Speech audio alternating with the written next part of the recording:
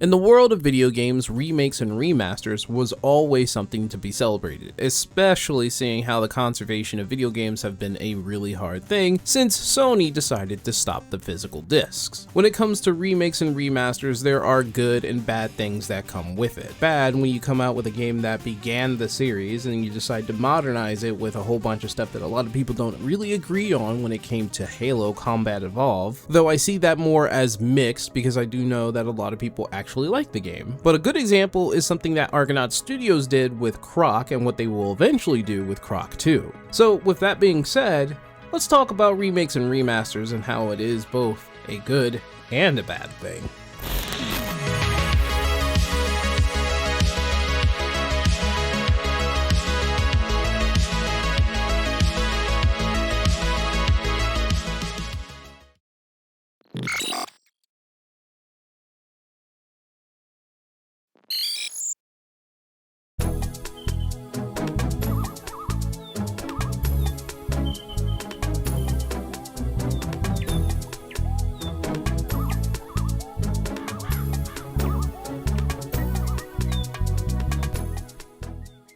So in the background, you see the 2025 version of Croc, a game that came out decades ago in 1997. This game came out on a PlayStation and was originally supposed to be a Yoshi game, but that was changed, and it was remade by the very same studio that made it in the first place, Argonaut Studios. Nowadays, they are not connected to some big entity like Sony, instead they are an indie studio. And for all the reasons, they wanted to bring back Croc, and they did. They successfully brought Croc into the 21st century. And what they did was give Croc a graphical overhaul while also giving him modern controls, which means no tank controls. And honestly speaking, I would have been okay with the old graphics as long as the modern controls came in, and that was the reason why a lot of people were put off by the game, which was the controls. You see, Argonaut Studios recognized what the problem was with Croc and immediately fixed it while also bringing it into the modern time, even though a lot of people probably do not remember or even know of Croc. We're talking about an era of gaming where the next generation is looking for visual dopamine, so something like Fortnite is up everybody's alley. And if you really want to keep a player, you have to turn it into a live service game so that they would be playing it for the next 10 years, while also spending oodles and oodles of microtransactions for superficial things like skins. And I wish a lot more people knew of Croc, especially the younger generation, because I don't think a lot of them can play platformers nowadays. Croc is a 3D platformer that I think a lot of kids these days should play, but we all know that 3D platformers are not really popular these days. So I can highly appreciate the fact that Argonaut Studios conserved Croc from being lost media, because that's what it was before. It was lost media. Croc was something that you can download off of a site and you could play the PC version, and it still had the tank controls, but there was always some mods that allowed it to be modernly controlled. But now you can officially buy the game and support Argonaut Studios and play the game that they've created before, remade with modern controls and better graphics. Now, all of this to say is that I appreciate Argonaut Studios, and I love the fact that they did this. And this goes to say that I love remakes and remasters of old games, bringing them into the modern times. But not all remakes and remasters are a fair shake and something that I can appreciate. Croc is something that I can respect, something that I can appreciate, because I know that is a game that needed to be conserved and needed to be brought back. But then you have Grand Theft Auto, the trilogy, that is another remaster that came out piss poor. Like, the people who remastered that game had no idea how to remaster a game. Like riding bike, ain't it, boy? Yeah, it all comes back. How you doing on the Fetty? I'm kinda short, you know. Crash took all my paper, man. Left me with nothing but small change. Here, get yourself a beer or something. I'll catch up with you. Filled with bugs and glitches, even though it was completely hilarious, it was a total disrespect to the series. I do suspect that Rockstar was giving a whole other team the task to remake the trilogy so that they can make more money on top of them making Grand Theft Auto 6, so it could be that as a thing, and these are probably new devs that have no idea what a Grand Theft Auto was, or never even developed a whole Grand Theft Auto, so they had to remake this game the best way that they could. But there's always a lot of times where it's just a team that have no idea how to remake a game, and it became an incompetent project which came out pretty piss poor. And this isn't me dogging the developers of the trilogy, this is me saying that there was probably a lot of complications in terms of leadership, communication. Like always, big companies and big studios that have over 100, 300 people will have that communication chain that kind of sucks. And unless you put all your resources and your best developers and your best leaders onto something, you probably come out with something like Grand Theft Auto, the trilogy. Hey, get yourself a beer or something. I'll catch up with you. Or if you're Halo Studios and you come out with something mixed. Now, I'm not going to say that Combat Evolved, the new Combat Evolved that came out, is a bad product. I'm going to say that it looks like people were mixed. Halo fans were mixed on this. I'm not going to say it was good or bad. I'm going to say that it was somewhere in the middle, which is the reason why I'm using this as kind of a buffer. I can honestly see a lot of positives with Combat Evolved. The graphics is great. A lot of the combat looks good, but certain things I just don't know if it was necessary, like that whole prequel mission, and Sergeant Johnson in these cutscenes is just, I don't know, it was some weird Hollywood-esque look at the camera kind of cheesiness. Looking at me like you don't know what I'm talking about, because you were lined up for some free. Y'all know what I'm talking about, don't make me say cheese. Steve Harvey is Sergeant Johnson. And as hilarious as those cutscenes were, it was just out of character. Like, who is he looking at? But yeah, I use Combat Evolved as kind of the buffer, the middle, because I don't think they did a horrible job at remaking the game, but for Halo fans, they probably did. For a person who wasn't a huge fan, played Halo Infinite because one of their best friends is a Halo fan and wanted to play with them, got the game, played it, it was okay, and just, you know, it was okay for me, I played it.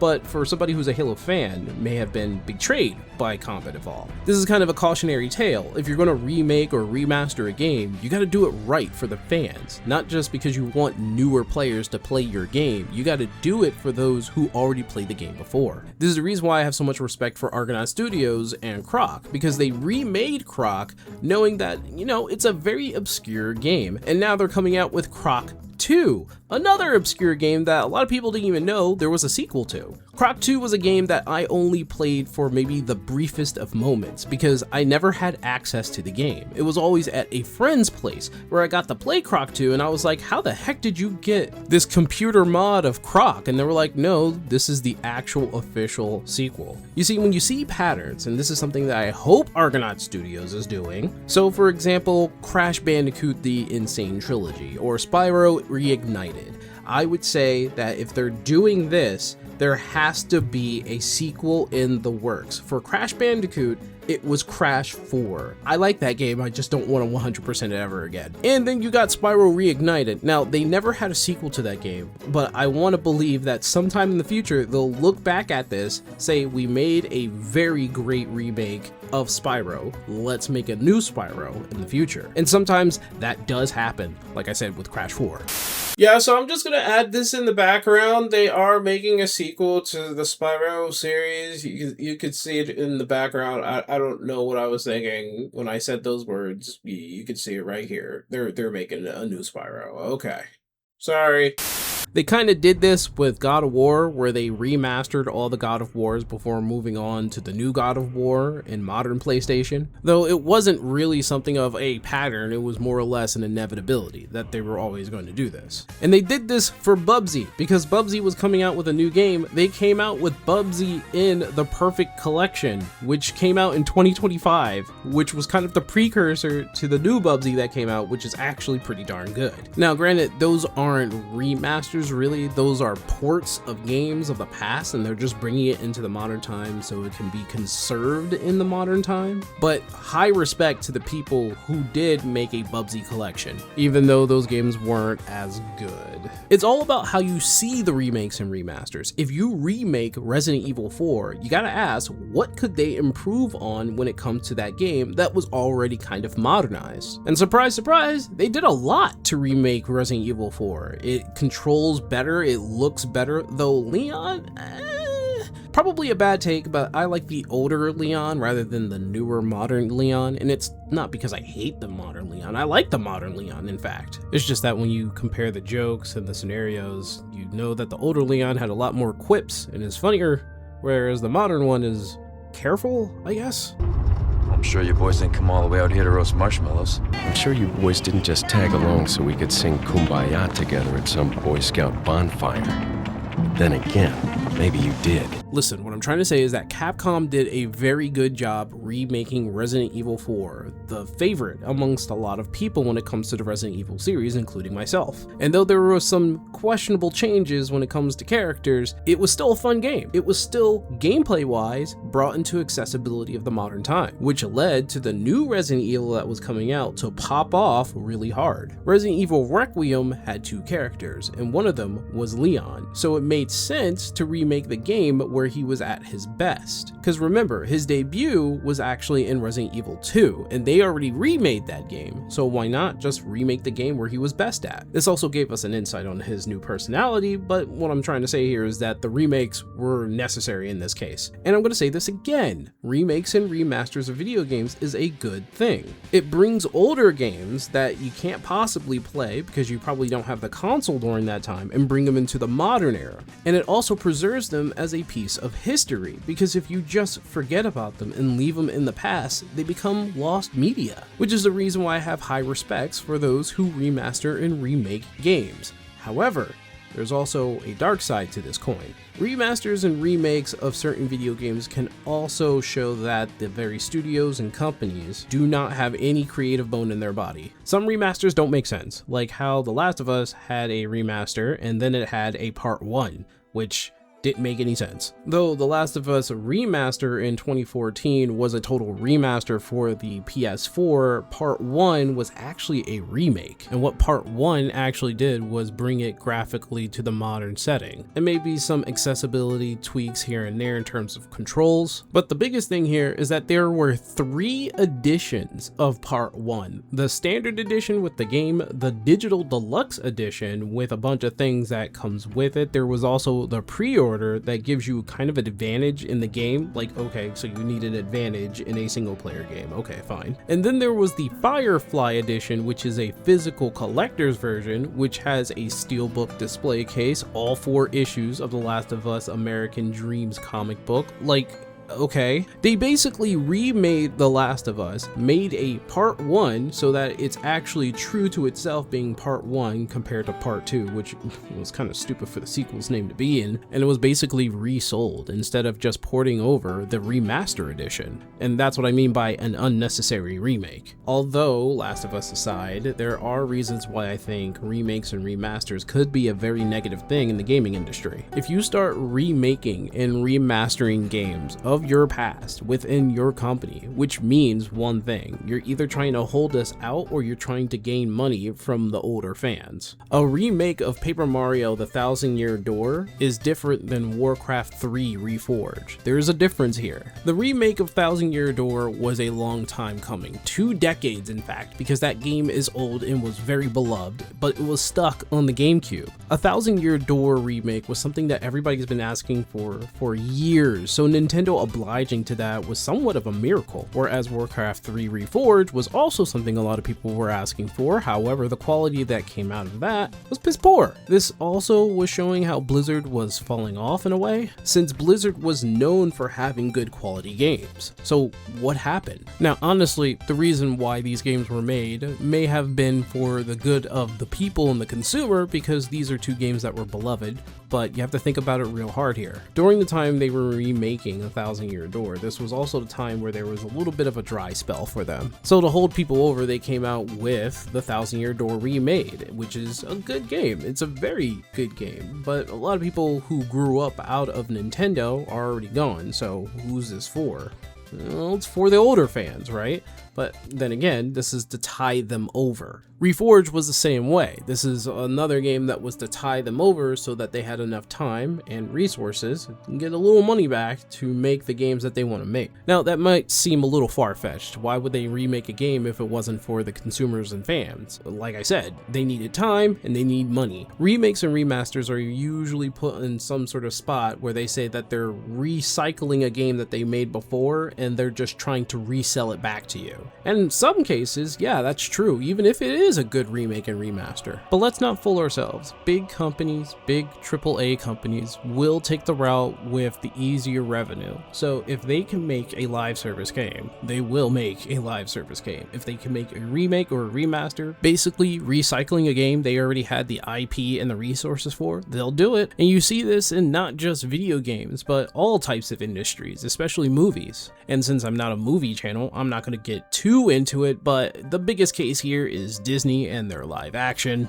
I mean, hell, Moana was only 10 years old and they made a live action and didn't even get the time of grace to grow up. And don't get me started with the live action of Lilo and Stitch. That was just insulting. Remakes and remasters of video games have the purpose of conservation and just bringing them to the modern time. However, you can't deny that remakes and remasters are basically filler. They aren't the major project unless you're Final Fantasy VII Remake, and they're obviously there to gain more resources and revenue. And that's not entirely a bad thing. Gaining more revenue and resources so that you can work on your major project is a commendable cause, you know? Some indie games like Braid Anniversary Edition, Alien Hominid HD, or even Risk of Rain Return are basically just remasters. They sell the same again in a different edition and a remastered version in order to gain more revenue, obviously. And in this case, I would say it's a good thing because you could have a remastered version of a game that you liked, hopefully not at full price, play the game and the additions that they added into indie games, because most likely than not, they're going to add some stuff to it, and enjoy it until their next project comes out. AAA companies and bigger companies are initially doing the same thing, but you got to be careful with them because their remasters and remakes, it could be questionable sometimes. And as much as I'm enjoying the remakes of 7, because I know 7, I played the OG 7, and those who are in the know that this is more or less a sequel rather than a remake,